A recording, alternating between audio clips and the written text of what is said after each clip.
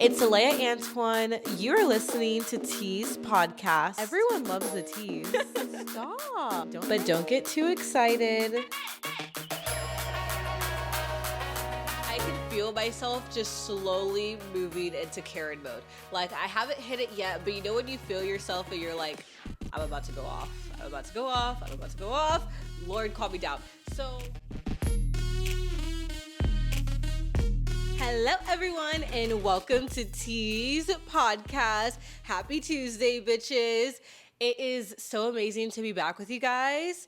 If you notice something different, I got my hair redone.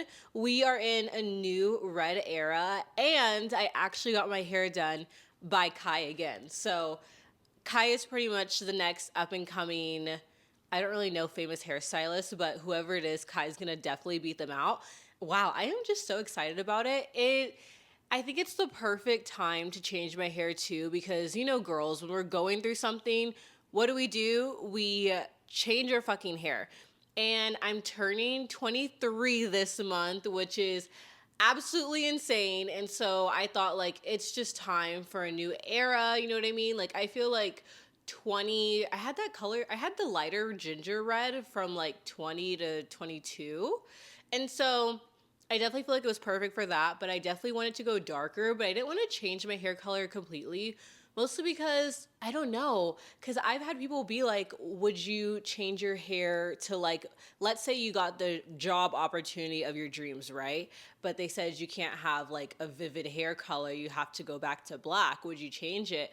And honestly, I've been thinking and I'm like, no, like I would not change my hair color for a business or anything, mostly because like I went to private school when I was younger, and they had so many regulations. Like, you couldn't have your nails a color. You couldn't even have any type of acrylic.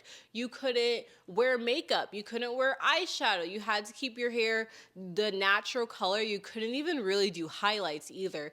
And so I feel like the reason why I don't think I'm extreme, but like I am aware of like the hair, the piercings, I have some tattoos, you know, and I don't think I've gone overboard with any of it, but I think the reason why I can be seen to some people as sometimes more extreme, whereas some girls my age are still in the point to where like they keep no tattoos, no piercings, no hair dye.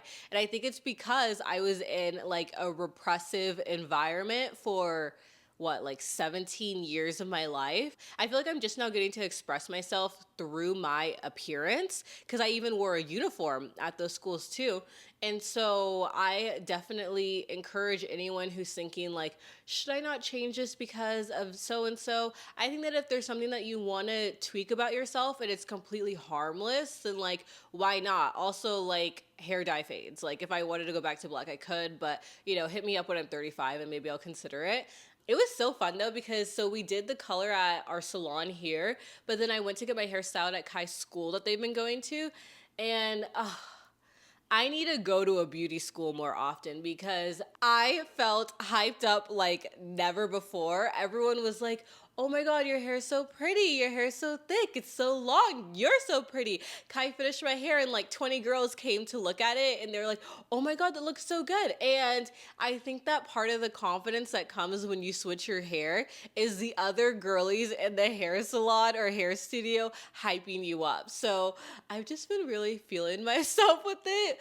But speaking of birthdays, Kai's birthday was actually 2 days ago. So happy birthday, Kai. I mean, I swear Kai will be back on the pod soon. I know y'all have been asking. Our schedules have just been completely different lately.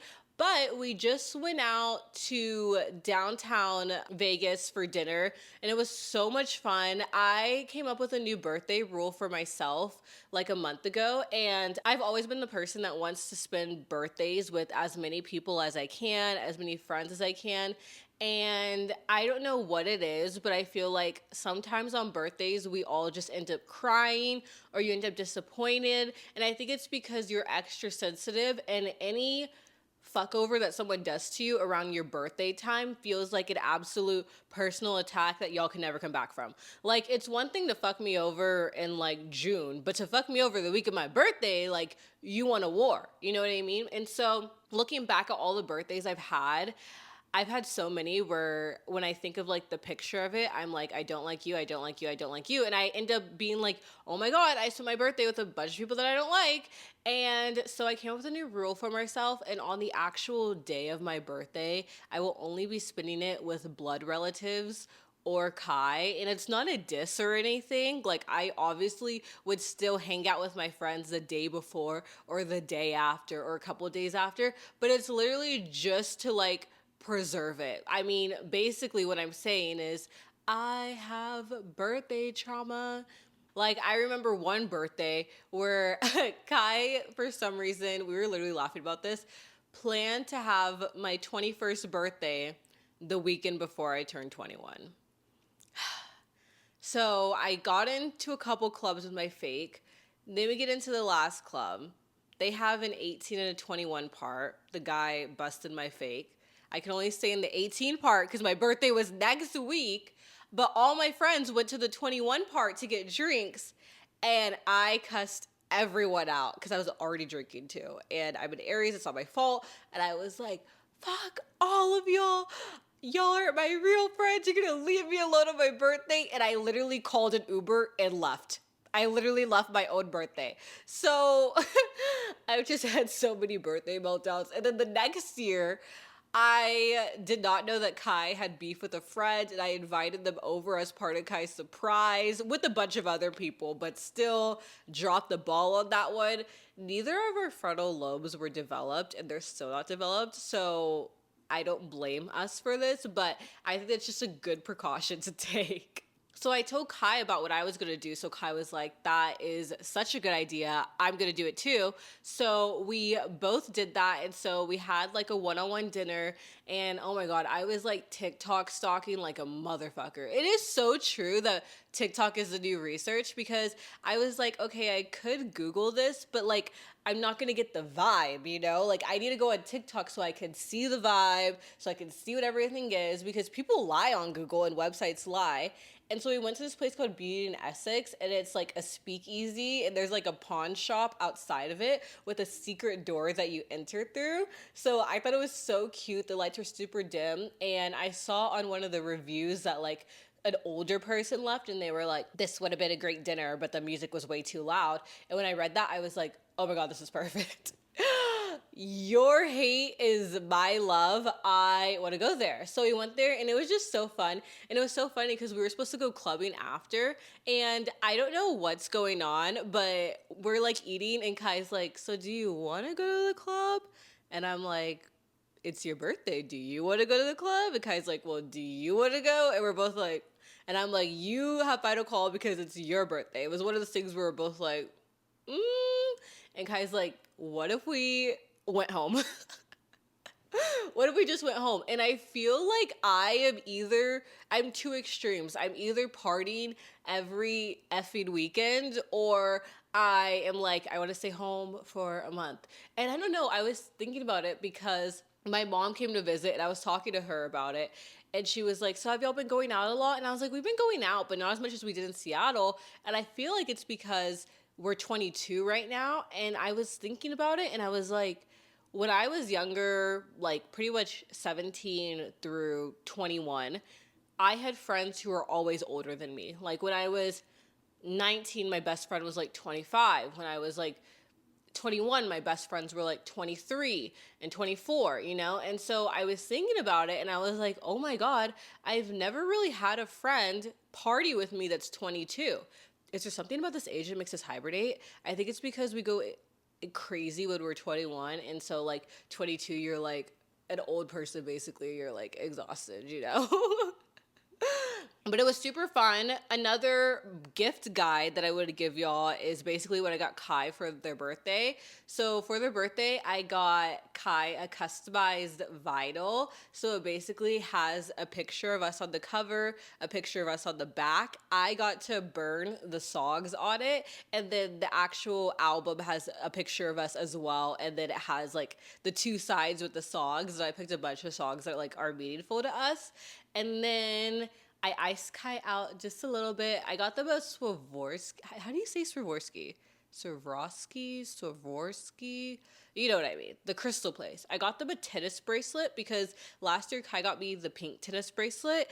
And so I got them like a matching black one. I thought the black was so cool and it's just like so Kai. That's because I got a new tattoo. So I was like, this is perfect. And then I got the crystal earrings, the gold ones too. And so those are just some gift ideas if you have to get a gift for someone in your life. Literally copy those. I feel like, guys, it's not just that girls love jewelry. Everyone loves jewelry. I feel like no matter who you're dating, no matter how they identify, you can't go wrong with jewelry. You can't go wrong with something icy. I think it's also because like everyone loves jewelry, but I don't, like me personally, I love jewelry, but I don't like spending a lot of money on it for myself. For someone else, fine. I'm cool with that. But like something about buying like expensive jewelry for me when I could be buying like, I don't know, like a dress or shoes, I don't want to do it. And I always think that the best gifts are the gifts that you want, but you don't want to pay for. Those are the best gifts of all time. But outside of birthdays and March and everything, life has still been in that what is going on phase that I talked about last episode. It hasn't changed too much, but I feel like we're getting some resolutions, you know? Yesterday, though, I went through the most insane BS, guys. I went to drop my car off because I was like, you know what? I'm getting my life together. I'm going to schedule every appointment that I could possibly have. So I had a dermatologist appointment.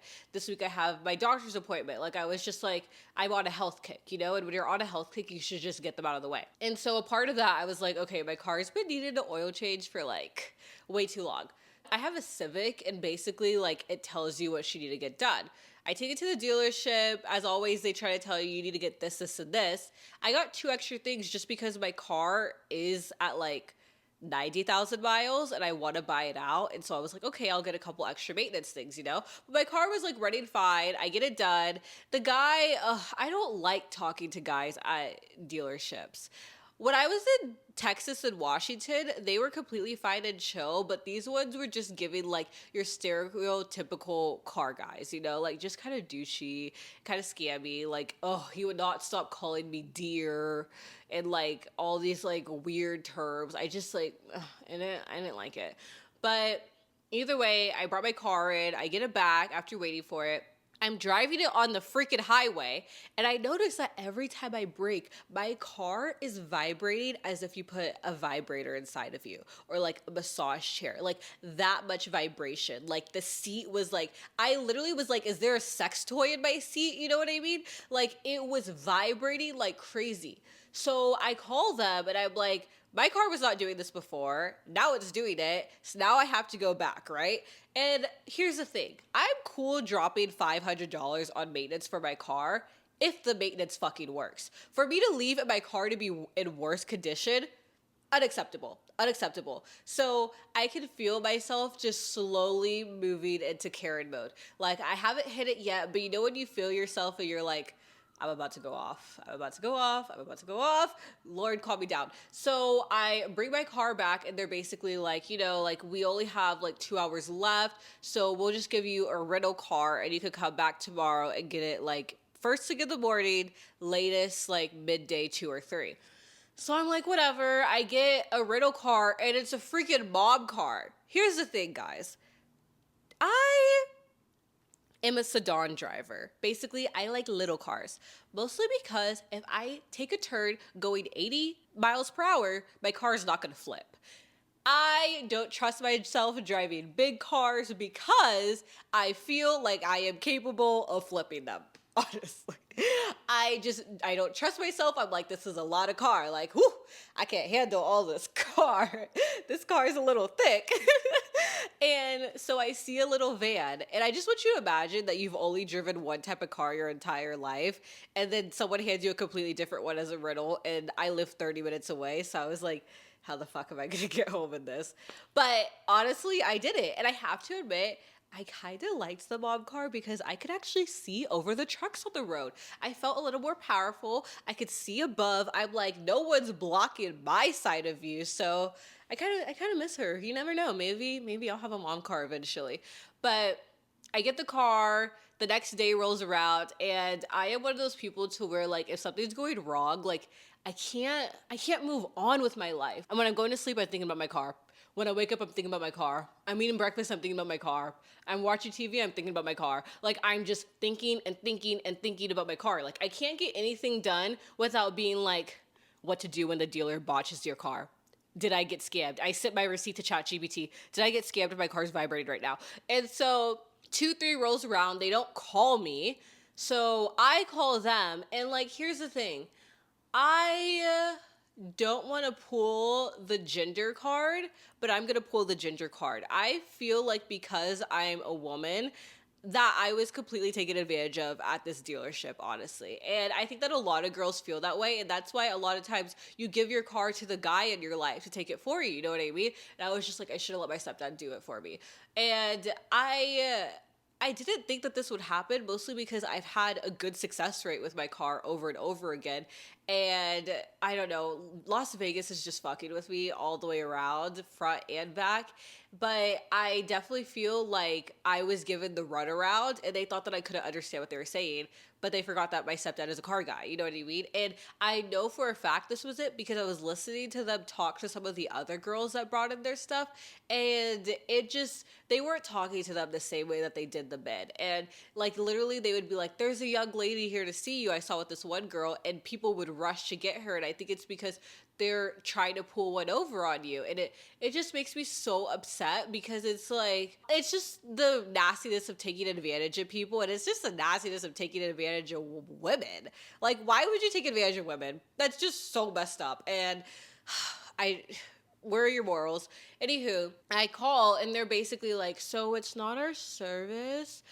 We went over everything and it wasn't us, but we also don't know what the problem is. So, and here's the thing. I know that I'm not going to explain all of this because I get confused too. But basically, I know that the problem was from their service because it didn't mess up until I got their service, right? And then they basically are like, so we'll just let you know what's going on and what the charge will be for that. So they're trying to charge me again. So I call my stepdad. I tell him, and he's like, say this, this, and this. I wrote down my script. I called back. I spoke to a manager, and I was like, this is wrong. She's trying to give me the runaround. I'm like, girl, like, what are you doing? Like, you know what you're saying is wrong, you know? And so then I have to escalate it and everything. And it's just annoying when places force you to be a Karen. In this case, I had to be a Brad, though, because a Brad bringing his car to the shop would not take this shit of them fucking up your car. A Brad would not take this, so I'm not gonna take it. So I felt so uncomfortable and out of my league, but I had to get it popping, I had to get it snapping, I had to make calls, I had to write emails. All of a sudden, right after my last call, my car is immediately fixed, magically, majestically, with no charge. All of a sudden. And honestly, I'm still bad about it because I'm like, it shouldn't take me having to like be a bitch basically to like get stuff done. And it's just annoying because I know that when I walked in after all those calls and everything, like a bunch of the guys were like kind of looking at me and laughing, and I know it's probably because they were talking about me and saying, oh, that's your bitchy customer. But it's like, you forced me into this role. Like, I didn't want it, you made me do it. And then the guy, when I'm checking out, goes, you know, I'm the new guy here and I would never take advantage of a customer, and we just weren't trying to like pull it over on you and all this stuff. And basically like changed his voice, changed his whole demeanor, and please tell me what's wrong with me, because then I felt bad. And then I felt bad. I shouldn't have felt bad because he only felt bad because they got caught. But now I'm feeling bad that he's like, I'm the new guy. Like, oh, give me a break.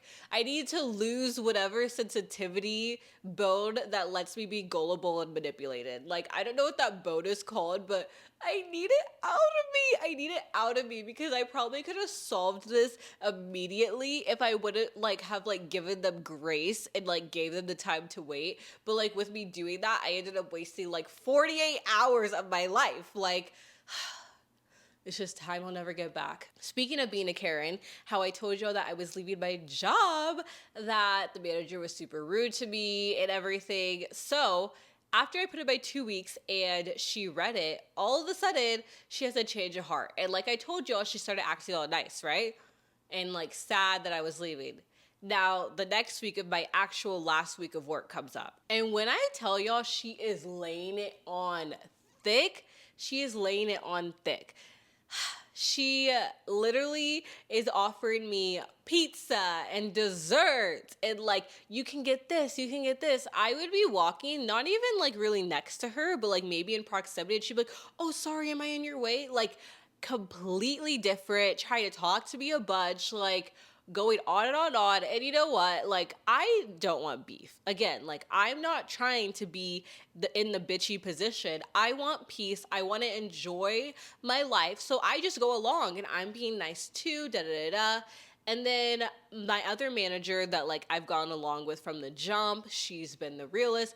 I tell her like, yeah, she's been nice. And she goes, you know why she's been nice, right?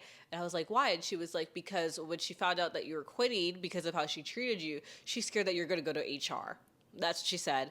And so I was like, oh my God, this is so annoying. I just don't like the whole like manipulative stuff, you know what I mean? So I played along and then I had my final day and I sent the email to HR. Mostly because like, if you're gonna do that to me, I'll do it to you. And I understand, guys, that it sucks when you have to like feel like the bad guy, because trust me, in both of these situations, I do feel like for some reason shady, even though I was shaded first. But I think that sometimes you just have to teach people how to treat you. And sometimes it's like when it really is affecting you in very personal ways, such as like your money, your car, your livelihood, your feelings, your romantic life, your mental health. When it comes to the things that are important and that you need for survival, basically, sometimes you have to like buck up and like match them with their same energy and fight fire with fire. You know what I mean? Like, you can't always take the high road, because sometimes when you take the high road, you end up with literally nothing. You end up getting charged more. You end up getting treated bad. And so sometimes you have to, like, if you go low, I'll meet you in hell. You know what I mean? And I know that goes against like all the wellness advice that people give. And I do think that there are times where you could take the high road. I'm not saying all the time you have to do this. There's a lot of times where I've been like, I'm just going to remove myself. I'm taking the high road. But there are some things to where you just can't let it slide. And money, your car, your shelter, again, all those things, you can't let it slide, guys. And I just want to emphasize that to y'all so much, because I know that especially a lot of girls listen, and I know that you're going to feel guilty having to do the same game that someone's doing to you, but somehow you have to like power through the guilt, and you have to like boss up and protect yourself. You have to protect yourself and the people that you love if it's for someone else, you know? On a high note of recent events though, I feel like I've been starting to like get in the groove of like enjoying Vegas life a little bit more. I still don't feel like a part of the mix or anything. I definitely like still feel kind of awkward, you know? I don't think I felt comfortable in Seattle till after a year, so I'm trying not to think too hard about it. But one thing that did help is my parents did come to visit. They came to visit, and it was actually so much fun. And basically, I've always loved my parents. My mom, I grew up with a single mom. My stepdad I met when I was like 13. And I would say that me and my mom, while I was like a kid, were like tight, like inseparable. I remember she would pick me up from school and be like, hey girly. And like that kind of stuff is like the fun part of having like a young mom. And then somewhere along the way, we just like butted heads for like years and years and years. And we were not vibing with each other. And it wasn't like a magic solution that fixed our relationship. It took multiple visits, it took multiple talks. Like, we both put work into the relationship, and now I'm really at a point to where like I could say that I'm friends with my parents. It is so fun. Like, I always watch TikToks or you watch movies and stuff where like the kids are actually like friends with their parents, and I always wanted that relationship, and for a long time I thought that I wouldn't get it. It's so weird, like when I pictured my life like as a teenager and stuff, I always pictured myself with the career, and I never pictured myself really with relationships, which is really sad. Like, I always went for the career part of my life first, you know? And it is really crazy how sometimes the universe gives you what you were asking for first, you know? And although I still feel like I'm trying to find myself job and career wise and like build everything up, it's honestly crazy that I got blessed with like so much love in my life, because that wasn't what I was chasing at any point. That wasn't even what I expected. That wasn't what I envisioned. And so it is really ironic, because then I have friends who like are obsessed with like the idea of love, finding the perfect person, happily ever after. They may be in relationships, but they're not that happy with them, but their careers pop it off, and they're like, you know, I didn't really want this part, but this is working. And so I guess I'll just have to like find that perfect relationship later. And it's crazy how sometimes you get the opposite first. I don't know like what the psychology is of that. Maybe it's the psychology of when you're not looking, you find it. You know what I mean? And sometimes when you're trying too hard for something, that's not all the times what you get.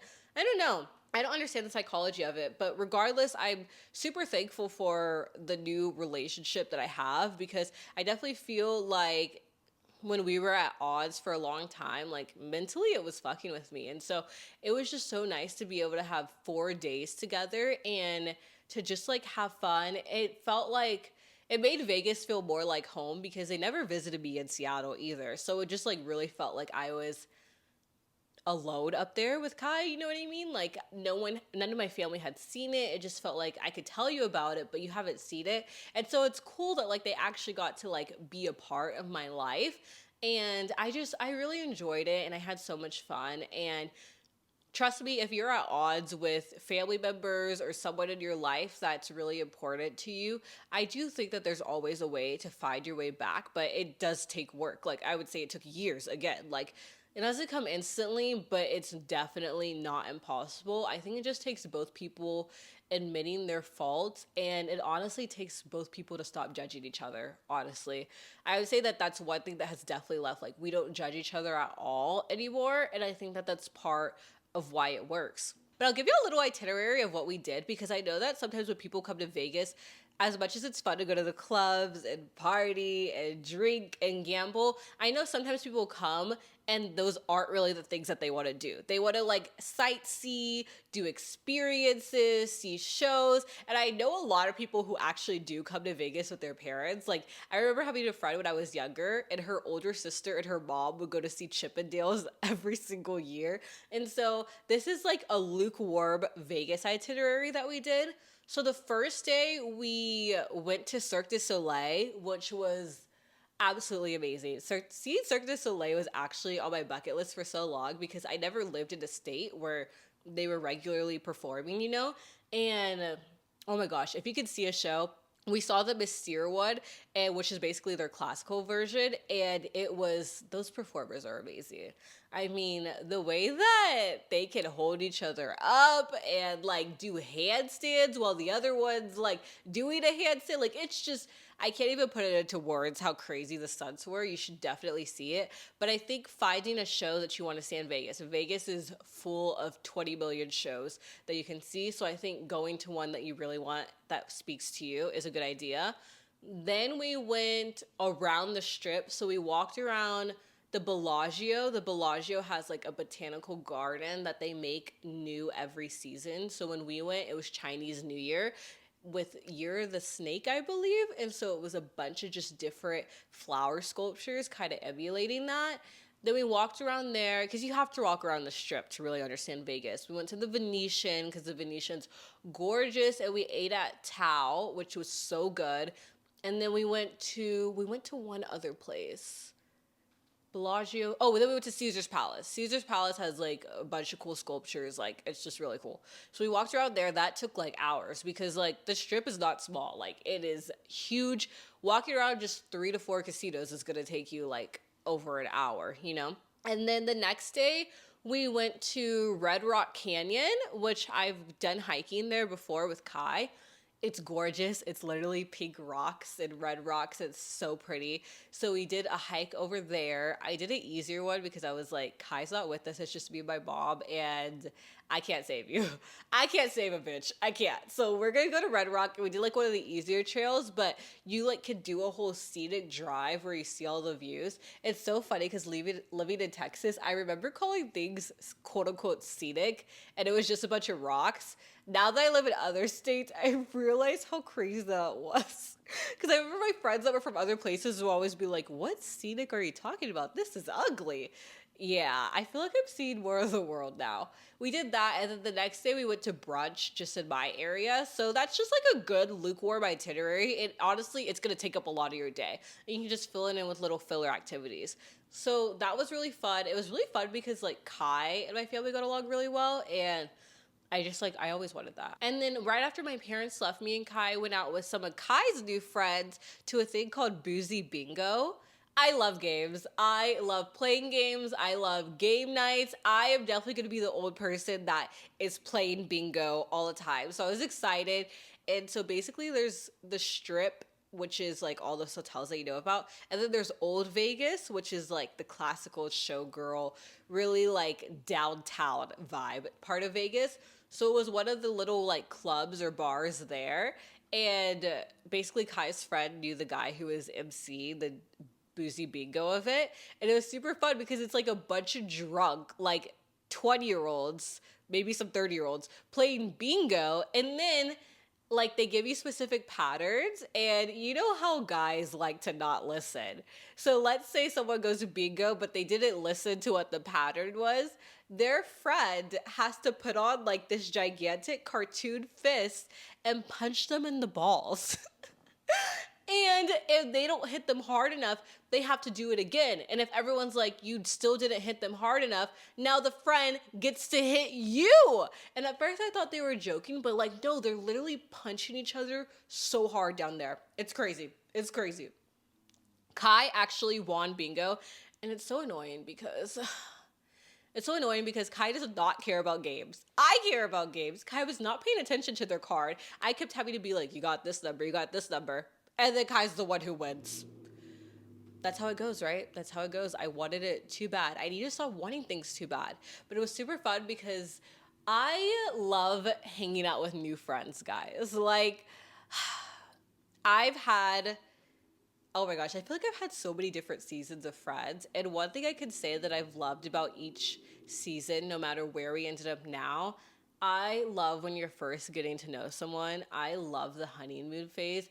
I love when everyone's just on their best behavior. And I know that sounds so shitty to be like, I hate when I get to know people. But it's like, okay, I love getting to know people just because like on a personal level, I'm very intuitive. I'm very nosy, honestly. And when I meet people, I want to know everything about them. I'm a communications major. Like, my major is like understanding people. Like, I want to dig into your soul. That has come to bite me in the ass so many times because then I know too much about someone and then they start acting a fool around me. So recently, I've developed a new blasé approach to life. And I'm like, you know what?